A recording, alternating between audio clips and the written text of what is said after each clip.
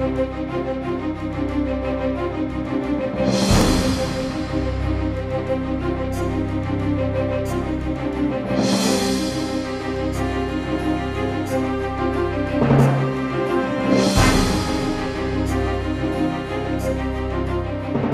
viewers, welcome to this week's edition of Healthy Living, where we are commemorating World No Tobacco Day, which is observed globally every year on May 31st.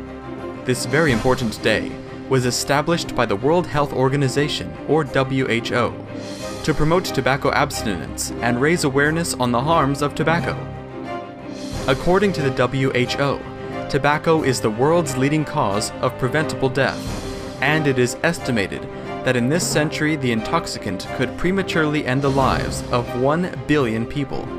The theme of World No Tobacco Day 2011 is how the Framework Convention on Tobacco Control, one of the most widely and quickly accepted treaties in the history of the United Nations, can save lives. Let's hear a little bit about the convention from Patrick Reynolds, founder of the Foundation for a Smoke-Free America.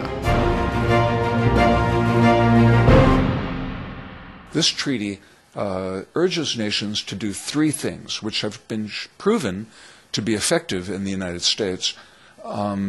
First, to create smoking bans, strong smoking bans, which forbid smoking in restaurants and nightclubs and bars, even in the workplace, places like the airports. The more you limit smoking, and the smoker would have to excuse themselves at a restaurant and say, I'll be back in 5 minutes. It's a little shameful to smoke, to have to go outside. So this is a good idea, and it protects non-smokers. We know that secondhand smoke is very dangerous. The second thing that the Framework Convention on Tobacco Control urges nations to do is to raise the cigarette tax. And it's a wonderful thing because we know that this will reduce the rate of children who become addicted to tobacco. There will be less children who become addicted. It's a wonderful thing. So by raising taxes, you decrease the rate of smoking among kids, and you give smokers a very strong financial incentive to stop smoking. So people who are smoking think, I don't want to spend that money anymore, and they're going to try to quit. The last thing is to spend money. The governments should spend money on advertising very powerful, well-produced ads by local ad agencies who understand the local people, who deliver messages on television, in schools, against smoking, billboards, video against tobacco. A single puff from a cigarette exposes the body to 4,000 chemicals, 60 of which are cancer-causing agents.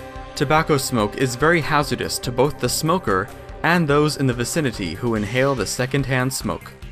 Dr. David P.L. Sachs, director of the Palo Alto Center for Pulmonary Disease Prevention in California, USA, and the internationally recognized physician, clinician, and research scientist in the field of pulmonary medicine and tobacco dependence, now tells us more about the dangers of smoking. So what are the diseases that direct cigarette smoking causes in the user? The primary ones are lung disease, including lung cancer and chronic obstructive pulmonary disease, heart disease, stroke, and other vascular diseases. Those same diseases are the same ones that secondhand smoke-exposed children or adults are going to suffer from as well. Studies in Japan show that if the wife doesn't smoke but the husband does, she will have a threefold greater risk of dying from lung cancer than the wife whose husband doesn't smoke.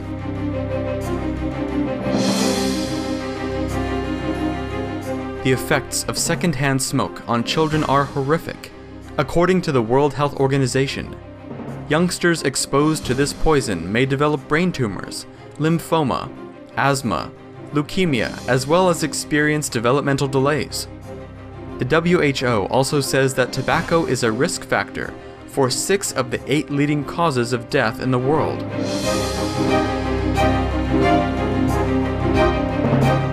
Simply put, as the World Health Organization published in one of their 2008 documents,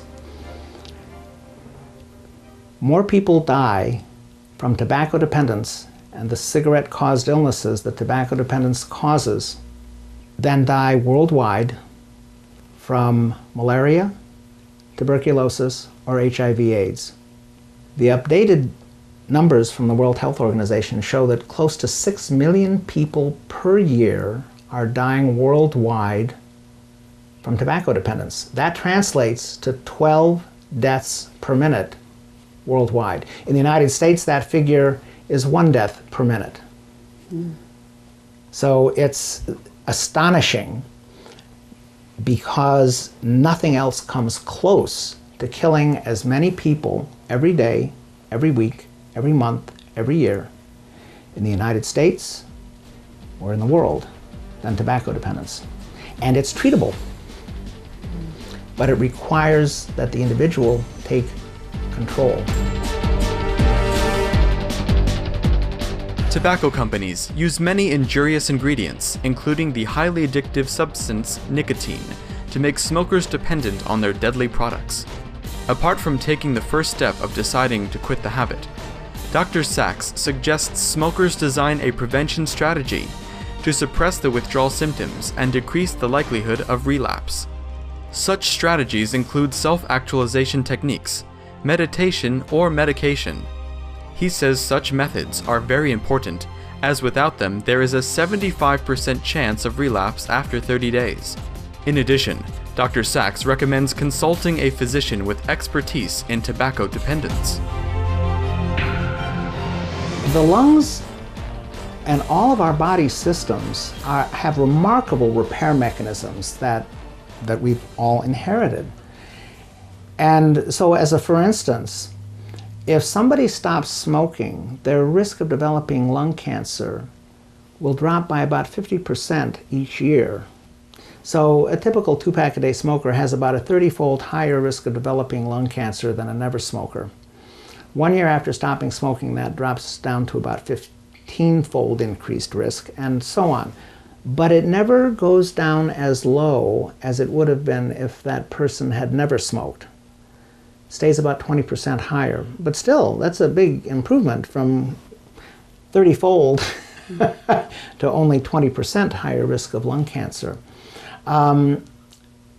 However, with the brain, the changes that nicotine, the ultra-high doses of nicotine that the cigarette delivers to the brain, those changes don't reverse in most people. Furthermore, it is important to note that it is never too late to quit, as there are life-extending benefits even for the elderly. Even if you're 75 and have been smoking 2 packs a day all your life, if you stop smoking at age 75, you will live 3 years longer than you would have lived if you didn't stop smoking at age 75. There are very few people I know who wouldn't like another 3 years to spend with their grandchildren and to impart the wisdom of their generation to the second generation beyond them.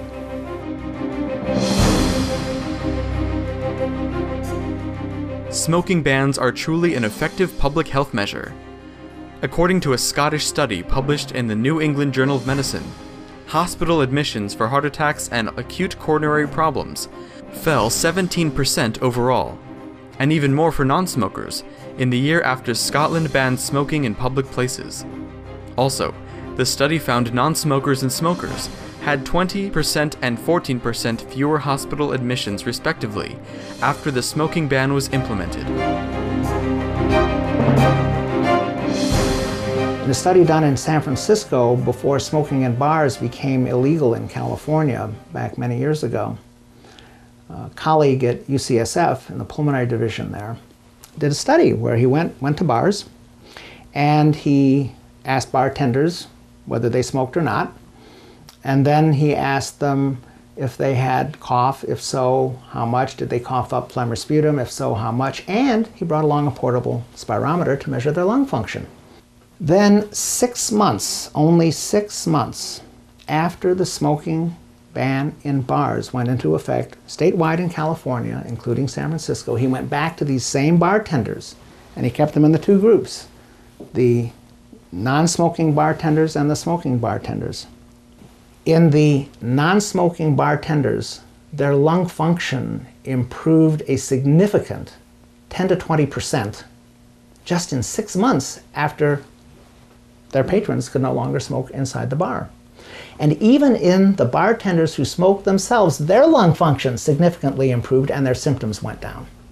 In many cities and countries around the world now, bans have been put in place in cigarette use in restaurants and bars. And in a number of different studies, the first one came from Helena, Montana, showed that when the smoking ban went into effect, the incidence of heart attack in non-smokers who were in the bars decreased by about 90%. When the ban was revoked because of a court challenge, heart attack death rate went right back up again. And that's been shown now in multiple studies. So the harms of secondhand smoke are almost as overwhelming as the mortality caused by primary tobacco use. Supreme Master Ching Hai has spoken on many occasions regarding the harms of smoking, as in this May 2009 video conference in Togo.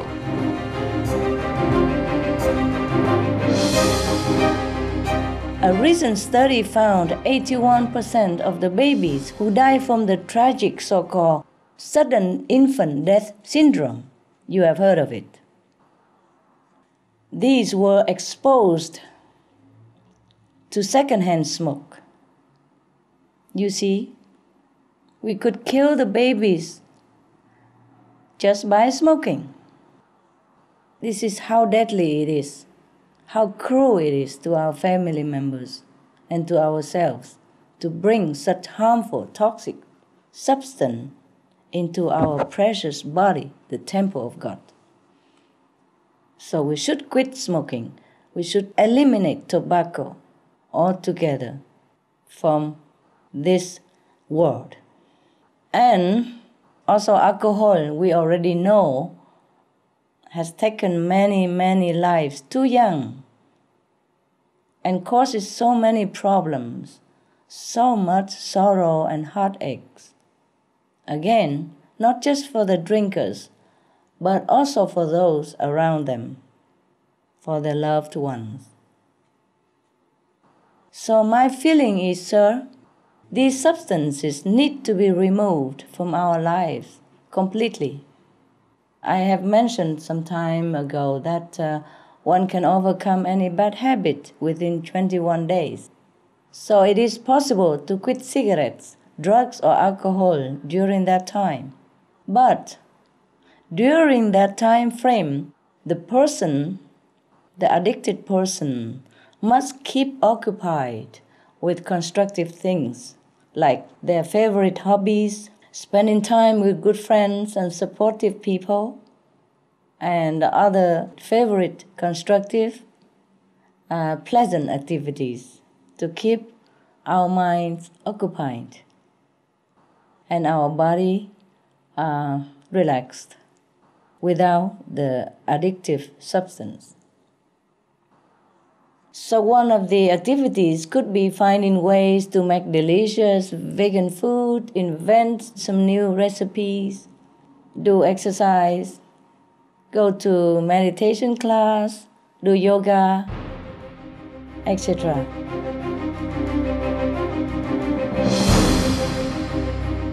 Our deepest gratitude to Dr. David Sachs, Patrick Reynolds, the World Health Organization, and Supreme Master Ching Hai for striving to end tobacco consumption.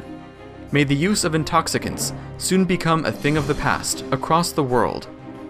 For more details on the dangers of tobacco, please visit the following websites: World Health Organization, www.who.int/tobacco, Dr. David Sachs, www.drlung.com, Foundation for a Smoke-Free America, www.ffam.org, www.anti-smoking.org. Caring viewers, thank you for your presence today on Healthy Living. Coming up next is Science and Spirituality after Noteworthy News. May all beings flourish in happiness, health, and joy, with blessings from the divine. For more details, please visit www.suprememastertv.com/HL.